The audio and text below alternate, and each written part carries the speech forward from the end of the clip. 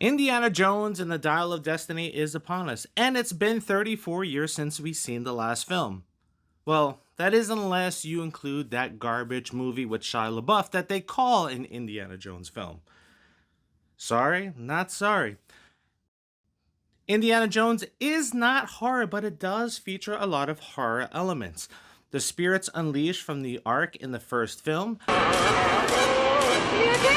Don't look right! Keep your eyes shut! the 70s style cult in the Temple of Doom, snakes, spiders, and let's not forget the real human skeletons used throughout the films, just like in Poltergeist.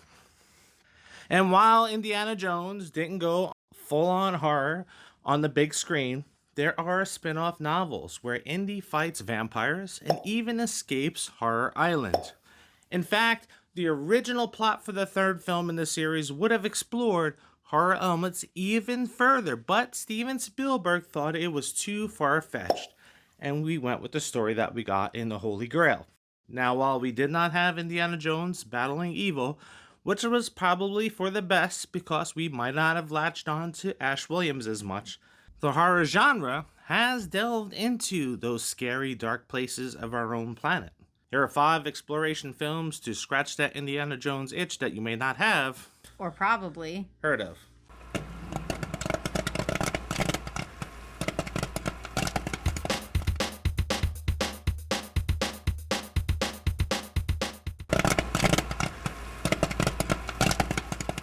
number 5.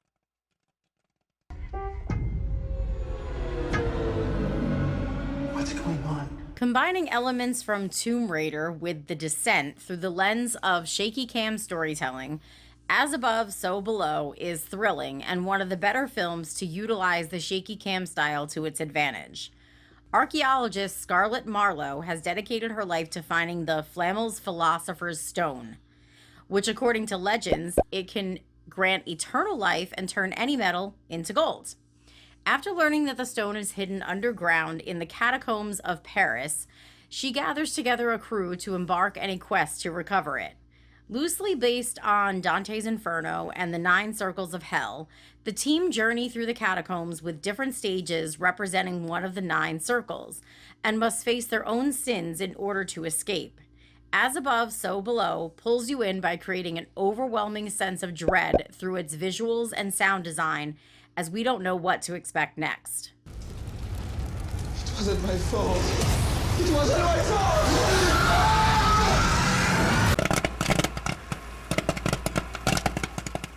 Number 4.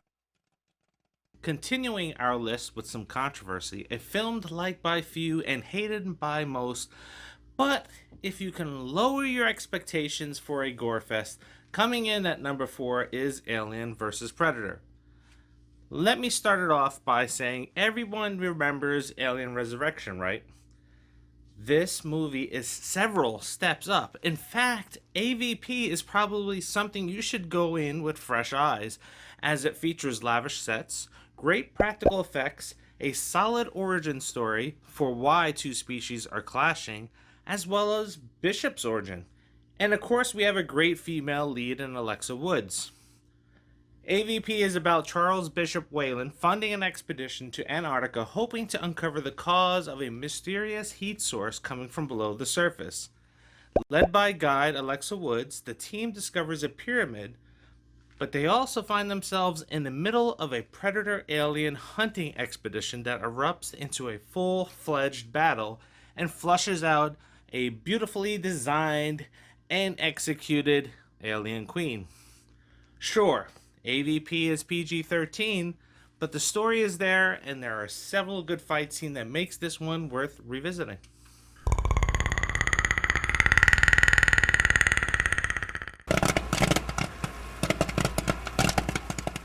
Number 3. While it is not necessarily a horror exploration film, the events that happen in Bong Joon-ho's The Host causes our characters to have to enter the sewers of Seoul, Korea, in search of a little girl, Hyun Sao, who is kidnapped by a creature that rises from Han River and attacks people gathered along its edges. Hyun Sao's slacker father, Park Gang Du and her aunt head into the sewers after he receives a call from his daughter alerting him that she is still alive and trapped underground. The Host is one of the best monster movies made in the last 50 years, breaking several box office records upon its release. Unlike other monster and kaiju movies that are typically accompanied by a poor subplot where you hate all the human characters because, let's face it, we only watch the monster movies for the monsters. In The Host, you are meant to dislike our dim-witted lead protagonist for all the right reasons, but can't help feel sorry for him after his daughter is taken, making our character search and recovery mission that much more compelling. The Host features excellent special effects, great suspense, and will leave you asking, is there a sequel? Number 2.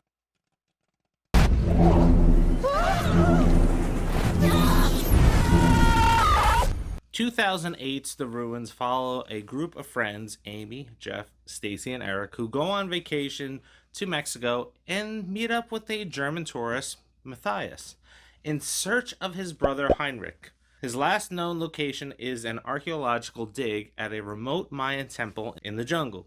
When they reach the ruins of the temple, they are confronted by armed Mayan villagers that become extremely agitated when Amy steps onto one of the vines. But as Matthias' friend Dimitri approaches them in hopes of appeasing them, they shoot and kill him, causing the rest of the group to flee up the steps of the ruins. Unfortunately for them, the villagers are not the biggest threat. The ruins are inhabited by carnivorous vines who can mimic sounds and are thirsty for flesh. The ruins turn into a fight for survival as the group must figure out how to escape. Shockingly, the ruins is far more gruesome than one might expect as the vines cut into and rip at their flesh, causing the group to go into a panic. There are two versions of this film, the theatrical and the unrated cut. We would recommend watching the latter as it's more graphic and features a slightly better ending. Number 1.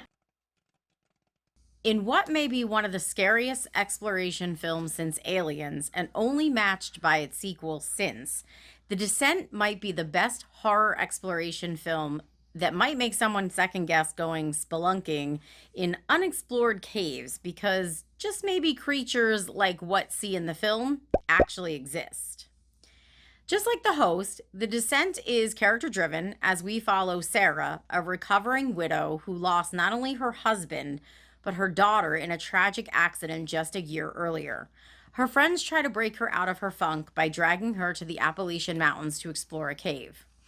As the group moves through a series of narrow passages, the cave collapses behind them. And while there shouldn't be anything to worry about because they have done this before and they know that they have to notify others of where they're going in case something like this happens, Sarah's best friend Juno reveals that they are exploring an unmapped cave system and that no one knows they are there. As they press on, they discover that they are not alone and that they have crawled into the den of pale-skinned humanoids who feed on living things. The Descent is terrifying, suspenseful, and it may cause viewers who struggle with small spaces some anxiety as you can feel the walls closing in around you as they struggle to escape. It's gruesome, and there is sort of a twist that you might miss in the beginning that causes the group to begin to turn on itself that may make you wonder if the creatures exist, or did Sarah snap, imagining it all and fighting for survival against her own friends? Now, I wasn't one of the ones that was anti-Aliens versus Predator because the movie came out and it was PG-13, it didn't have a lot of gore in it, and so on and so on. I also didn't see it in the theaters because I couldn't afford it to at the time, and I had to wait till it came out on DVD. Yes, DVD. It was not on Blu-ray at first to see it, and all of the hate was shed down on it by that time, which, as we all know, eventually led to AVP Requiem, because they had to put a subtitle in there with R in it, so everybody knew that the next film was rated R. I actually liked it. It's really good. I didn't know that's why they did that. Yeah, smart marketing. Yeah, it is. I didn't know that, though. But this is one that everybody needs to go back and watch because it is a good Aliens versus Predator movie. Then, of course, there's The Ruins. I was actually pleasantly surprised by the ruins when we watched it. Because I didn't expect all of that gore in there, because it was just vines. Yeah, yeah. I wasn't expecting it to kind of be what it was because it was just vines, and I was like, really? But I was pleasantly surprised with how much gore you could bring from vines. Yeah, yeah. As above. As above, so below. Yes. Which I love that name. I really do. Like, I just think that's a cool name for a movie. It really, like, pops. It catches your attention. Very fun movie to watch. It is a good shaky cam movie. I just don't understand how all these things supposedly happen in the catacombs. And do they ever meet up? I mean, we just watched a movie called The Catacombs where people were going down there and partying because there's apparently 300 miles of tunnel that have been shut down. Apparently there's like some 300 miles of tunnels that have been shut down, and they never go to the same place twice to party, but... That's the other movie. No, that was The Catacombs. Yeah, we're talking about... I know, but my thinking is, like, do any of these people ever, like, meet up? The people that are exploring for ghosts or gold or just partying. Do they ever meet up with each other? 300 miles is a long stretch. It is a long stretch. I'm just saying. And the people that you probably run into if you're exploring, you probably don't want to know. I don't want to know any of these people because they want to party with bones. That's so cool. No, I'm good. Mm-mm. I would do it. And I don't like parties. Anyway, there is another South Korean film that makes our list, and it is The Host, which is an excellent movie. It's an excellent monster movie. And it's probably better than all the kaiju movies that we've seen that have come out with Godzilla over the last few years. And it certainly is a hell of a lot better than Cloverfield. Yeah. This one actually kind of like kept my attention, which is saying a lot for these types of movies because I normally don't get through them, at least not willingly. And definitely better than Cloverfield. And I really had high hopes for 10 Cloverfield Lane, and then it just went to shit too. Oh, you liked it until the reveal. Exactly. It went to shit. Like, really quick. But The Host was good. Well, The Host is probably one of those rare films where you have a really good story, and then, oh, by the way, there's this monster that's out there, too. Yeah. So it's just like, wow, you got two really good stories that are going on together, and you just smash it together. Because, let's face it, when I go see a Godzilla movie, I don't want to see people. I just want to see kaijus fighting kaijus. Yeah, but the story was a good one because, I mean, and you're kind of like the whole time like, man, I want this guy to live so he can find his kid, but I also want him to die because he sucks. I never thought that. You liar. I didn't. Not at all. And then, of course, probably the greatest horror exploration movie since Alien and Aliens is Descent. Nothing, I'm sorry, that like The Host and the other films on this are very distant behind The Descent. The Descent is just that good. Yeah. It's just that scary, and I'm sure if you've seen it, you probably agree. Mm-hmm. And we've gone back to watch that movie several times. It's kind of one of the movies that makes it to our list for like the Halloween season. It's a really good movie. It is very dark. I mean, they're spelunking, right? They're underground in caves, so it is dark. There are a lot of tight spaces, so if you have anxiety or you're claustrophobic, may not be the best movie for you. I have anxiety. I just, pop one of my anxiety pills before I watch it because I'm not claustrophobic. That isn't the part that gets to me. I think the whole movie overall is very anxiety driven. That's kind of the whole point of it. It is very bloody as well. Mm-hmm. Yeah, there's a literal pool of blood that Yes. Sarah rises through at one point. Yeah. Again, it's another movie that you have monsters and you have a very good story, and they just mesh very well together. Yeah. They really do. And the monsters in this, they're pretty creepy. Yes. I wouldn't want to stumble upon them. Then again, I don't really want to go exploring underground. I don't need to know what's there. I wouldn't want to go spelunking. I've seen too many accidents happen in movies that just like, no. And that would be my luck, right? It would collapse around me and I would be stuck underground and I would die there. So I'm going to just stay above ground where, things are pretty scary anyway. So I don't need to go below ground. As always, let us know what you think of these movies and what horror exploration movies would you have on your list that you would recommend to people to watch. This is our list. Love it or hate it, let us know. And there's a couple things that you need to do.